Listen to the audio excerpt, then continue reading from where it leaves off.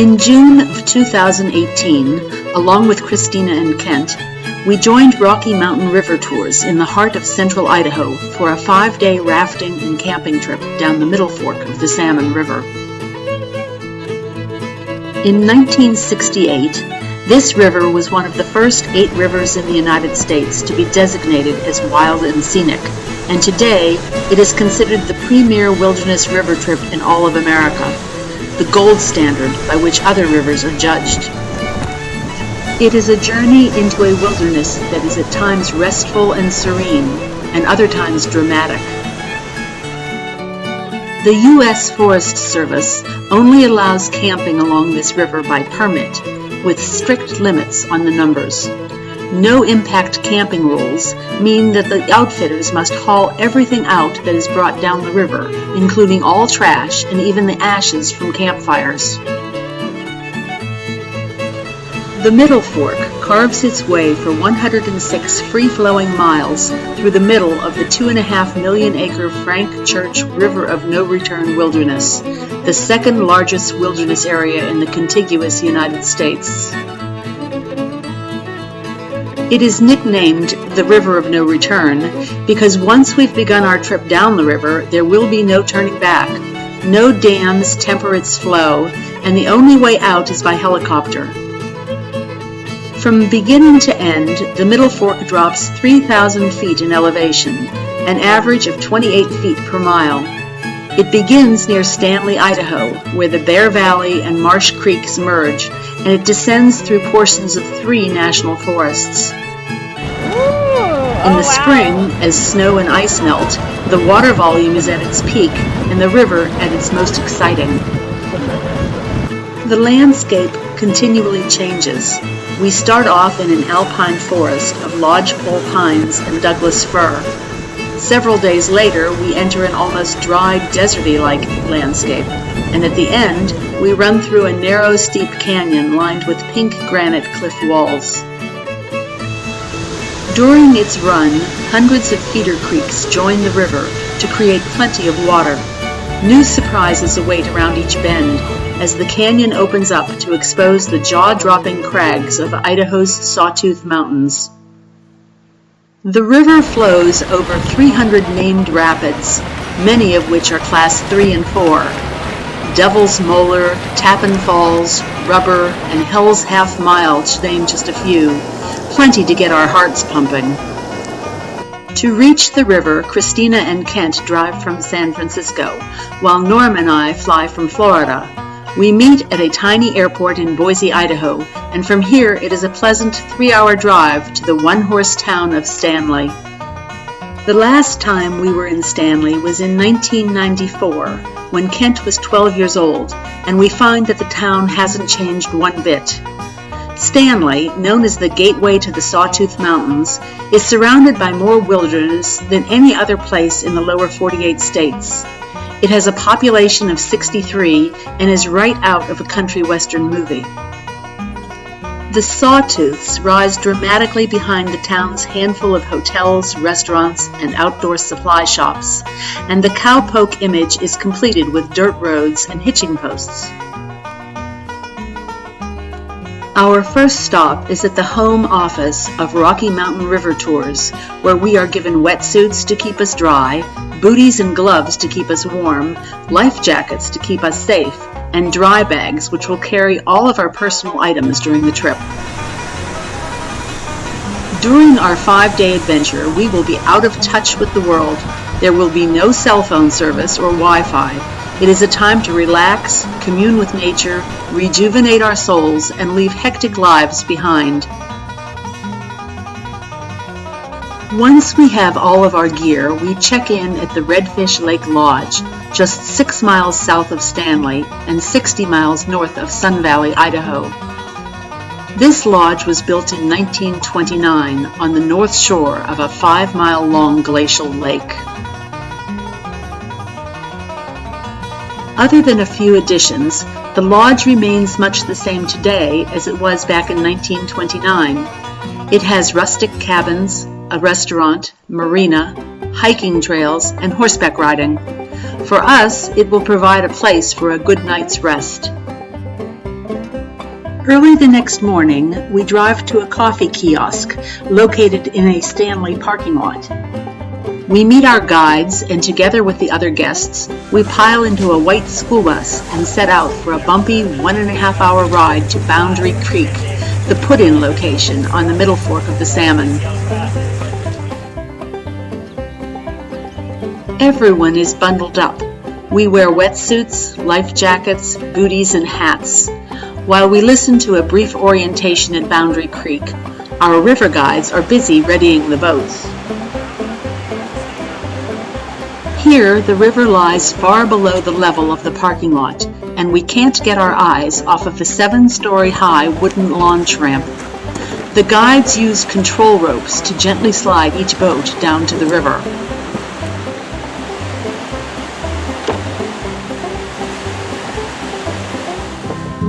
Less experienced rafters launch their boats with a quick push and hope for the best.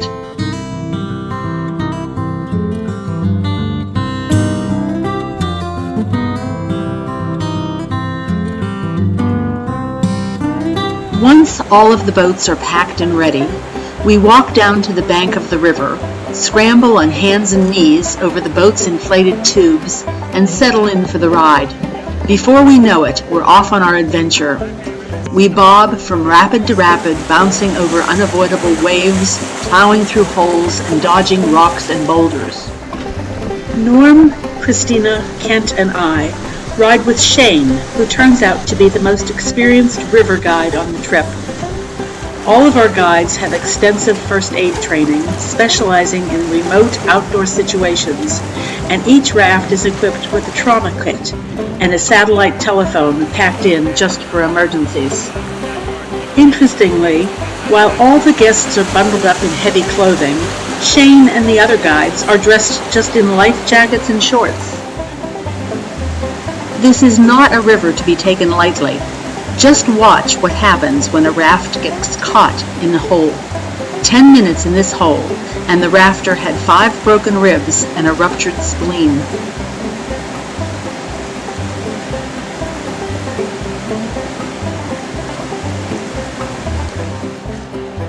The rhythm of life on the river quickly turns into a routine. Camp activity begins at 6:30 or 7 in the morning, when Shane screams out that coffee is ready. We dress, pack our bags, collapse our tents, and carry everything to the river's edge. A visit to the Groover, a tented outhouse porta-potty that sits far away from camp, provides an open window to the river for all to enjoy. Meanwhile, the crew is busy making breakfast. Eggs, pancakes, omelets, biscuits, and sticky buns are on the menu. While we are enjoying a hot breakfast, the crew is busy at work, cleaning up camp and packing. Everything, and I mean everything, including every speck of trash and even human waste, is strapped onto the boats for the day's journey downstream. Each morning, one of the river guides sets out on the river ahead of us in a monster raft called the Sweep. Unique to the Salmon River drainage, flat-bottomed sweep scows were designed during the mining boom in the late 1800s. They were made of green lumber, were up to 38 feet long, and could carry up to 4 tons of heavy machinery and supplies downstream and into the wilderness. This beast was fitted out with 2 big paddles, or sweeps, one mounted in the center front and one in the center back. As the time approaches for us to depart, we have several transportation options to consider. For an up-close and personal river experience, guests can choose to ride in a ducky, a one-man inflatable kayak.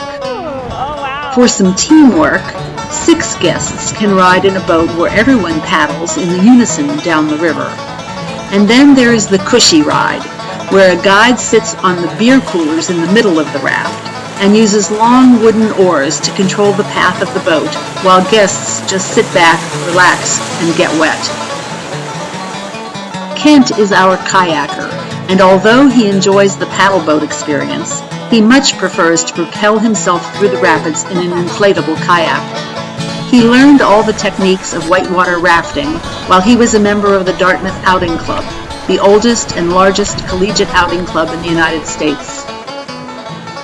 He dodges rocks, swirling hydraulics and holes, surfs waves, crashes over waterfalls, rips past huge rock walls, and then, when he rests in a calm eddy, he grins from ear to ear. Out here in the wilderness, Kent is in his element, and he completes about 90% of the trip in a kayak. This is Christina's first whitewater rafting experience, and she jumps right in, not wanting to miss anything.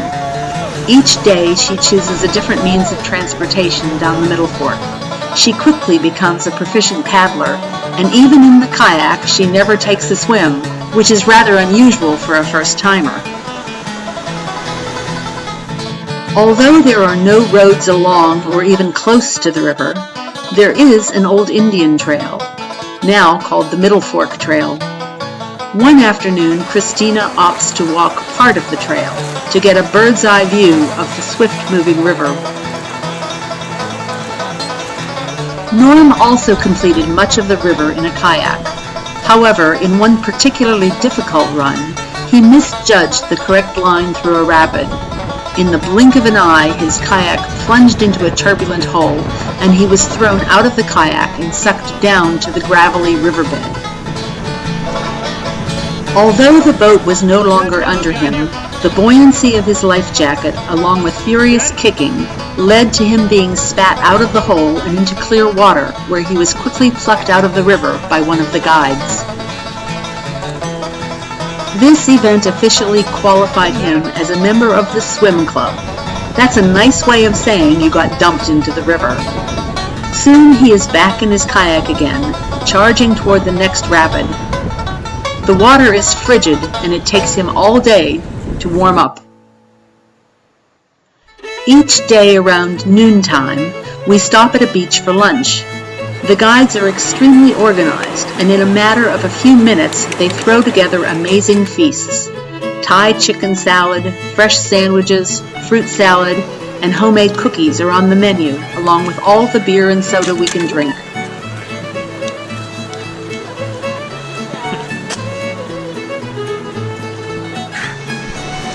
Each afternoon around 4 o'clock, our rafting expedition pulls into an evening campsite. The sweep boat had already arrived, and it was amazing to see the drinks ready, tables and chairs set up on the beach, and a guide with a welcome to camp smile waving to us as we approached. We find our first campsite landscape to be barren. In 2017, a fire destroyed all the vegetation in this area, but our guides didn't have a choice when it came to where we would spend our first night. This is because each week, all the river outfitters are entered into a lottery to determine where each group would camp each night. The big advantage of this denuded campsite is that on a clear night, the stars of the Milky Way light up the sky in an amazing display of the heavens. Each night, our camp had a different landscape. On the second night, we pitched our tent among the pines on a sandy beach. So this is our tent, and over there is Ken and Christina's tent, and this is really a beautiful campsite. People are well spread out. Ponderosa pines across the river. So everybody's having hors d'oeuvres and drinking some wine and beer. The third evening found us in a dry, grassy meadow surrounded by sage. And the last night we found ourselves searching for a level spot on a sloping hillside above the river.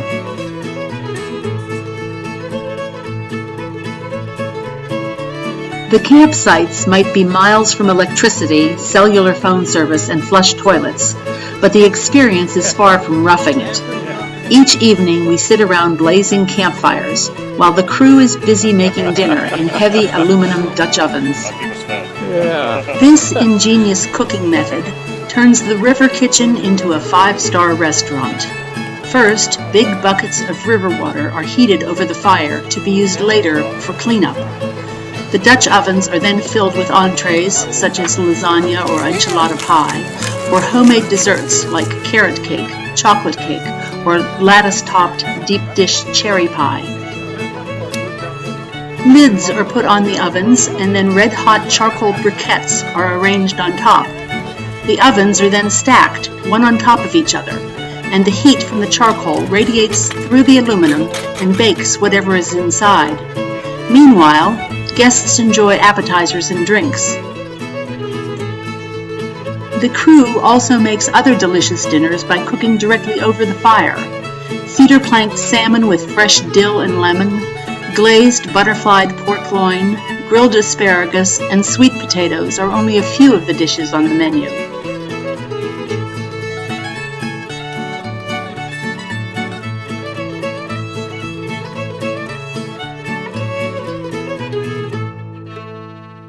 The Middle Fork is more than just a river, and around each bend, new surprises await us. Frequent stops allow us to explore deserted mining operations, hot springs, waterfalls, prehistoric paintings, and hunting blinds of the ancient inhabitants of this region. Our first stop is at Pungo Creek, where we take a short hike uphill over rock rubble to Pungo Mine. In the early 1900s, fluorspar was mined here. It was used in the manufacturing industry as a component of glass and metal. However, it was so difficult to get the mineral downstream that the mine was eventually abandoned. Today, you can only walk about 20 feet into the mouth of the mine before it is blocked. Outside, we are shown a depression in the rock debris that acted as a hunting blind where Indians, with their bows ready, would wait for bighorn sheep or deer to wander by. The Middle Fork is well known for its natural hot springs, and further down the river we stop at one of the best, Sunflower Hot Springs. Here, geothermally heated great. water trickles through 5 soaking pools, providing water that ranges in temperature from super hot to just right. Then the water drops to the river in a warm 10-foot-high waterfall shower. It's the perfect antidote for sore paddling shoulders. And what would an adventure trip be without Donna getting injured? Yes, just as I got out of the boat at Sunflower Hot Springs, I pressed my leg against a rock and developed 2 gigantic hematomas on my shin. The cold river water provided a natural cold pack, and a veterinarian on the trip wrapped my leg in an ace bandage. Another guest gave me a compression stocking, and a few days later I was back in good shape. The history of the Middle Fork of the Salmon is written in the form of sacred pictographs, found on many of the rocks and canyon walls, and at one campsite we hiked to a particularly impressive one. The Tukadika Indians used red ochre to paint these pictures, hundreds and possibly thousands of years ago. The same kind of shape. It looks almost like an arrowhead, right, or a spear. Known as the mountain sheep-eater people by their Indian neighbors, the Tukadika Indians were exceptionally good nomadic hunters who relied on bighorn mountain sheep for much of their food, clothing, and their much-prized sheephorn hunting bows. Some of their pictographs show a fascination with wildlife, and it is surmised that others could be visions of a shaman or possibly a history lesson.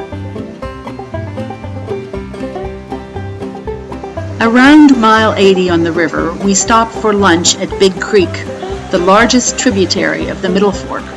From here to the confluence with the main Salmon River, 20 miles downstream, we will raft through the impassable canyon, named during the Lewis and Clark expedition. This is some of the most striking canyon scenery in the Northwest, and the steep and sometimes vertical rock walls tower up to 4,000 feet above us.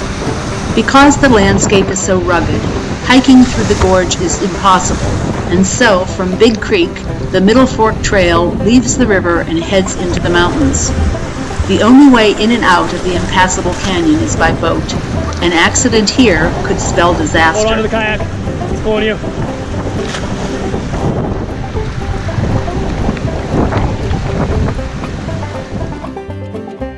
miles into the impassable canyon, we land our boats on the shore and scramble a third of a mile up a slippery rock slide to enter Cathedral Cave. Shaped like a giant half-moon amphitheater, this is one of the most spectacular places on the Middle Fork, and pictures just can't do it justice. Falling from the overhanging peak of the cave is Vale Waterfall. This waterfall originates from a natural spring high on the canyon wall and free falls hundreds of feet to the ground below. The water comes down in a lacy shower of invigorating cold water, and standing below it, you can watch as each water droplet falls from the very top all the way down to the ground. This place has remained unchanged for thousands of years, and sitting in the cave is a truly spiritual and magical experience. Second time we're here in 24 years. In the early 1900s, Earl Parrott, an old legendary Middle Fork character, lived as a hermit on this stretch of the impassable canyon for 25 years. Listen to his story. Doc Frazier led that 1939 expedition, and one of the highlights was meeting the hermits of Impassable Canyon. A man even other hermits found a little strange. I'd say Parrott was not your conventional Salmon River resident. Parrott genuinely didn't want human company, whereas most of the people who lived on the river were delighted to see Cap Guliki, or were very pleased to visit with their neighbors who came down the trail or down the river.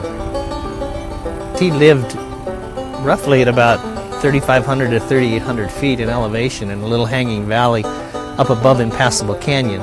He had a series of wooden ladders to get up the cliffs to his place, and then of course he would go down to the river to pan for gold, because summertime was the only time he could do that, and he needed a certain amount of gold to get a few necessities once or twice a year. So he hunted, obviously he fished. He had a large garden with a little irrigation ditch running to it from the creek.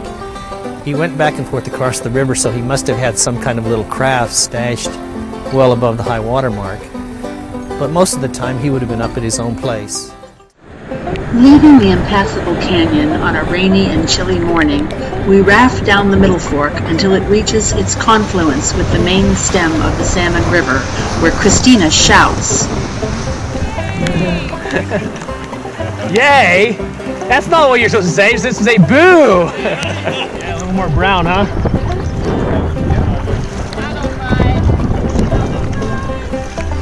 It is here where the sparkling clear water of the Middle Fork meets the muddy water of the main Salmon.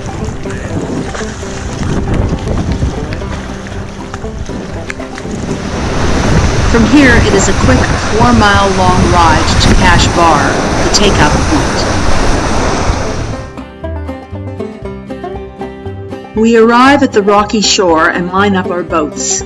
The crew unpacks all of the gear, deflates the boats, and loads everything onto a truck.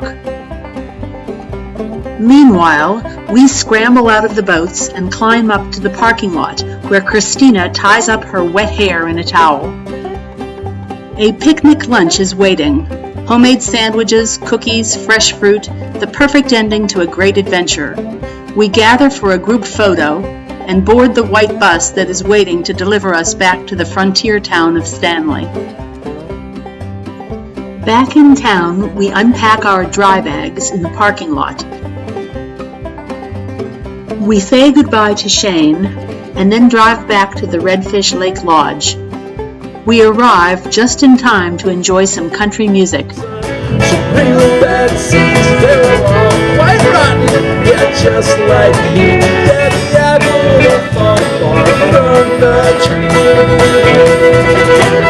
we take in the last glimpses of the lake as the sun sets, and then we retreat to our cabin, where Norm lights a roaring fire to warm us from the cold day on the river. There we sit and talk about the amazing journey we've had together. The next morning, we pack up the car so that Kent and Christina can drive us to the Boise airport, and they can continue on to San Francisco. During our drive, we have time to reflect on the past week's adventure. On the first day, the middle fork of the Salmon River was small and shallow, but as the days passed, we found that there was no shortage of water racing to join the river flow. Hundreds of side creeks, seeps, and springs made their way down the hills and over cascades and waterfalls to make the river swell to a magnificent and deep torrent. Days were spent paddling, bouncing over rapids, laughing, thinking, soaking in the therapeutic natural geothermal hot springs, and connecting with nature. Evenings were spent eating amazing meals prepared by the Rocky Mountain River Tour guides, enjoying the company of others, and watching the sky go from deep blue to a star-studded black. It was here, on the River of No Return, where Norm, Kent, and I relived our first trip down the middle fork of the Salmon River in 1994. For Christina, it was her first experience on a Johnson family vacation adventure. Hopefully, there will be many more vacations spent together in our future.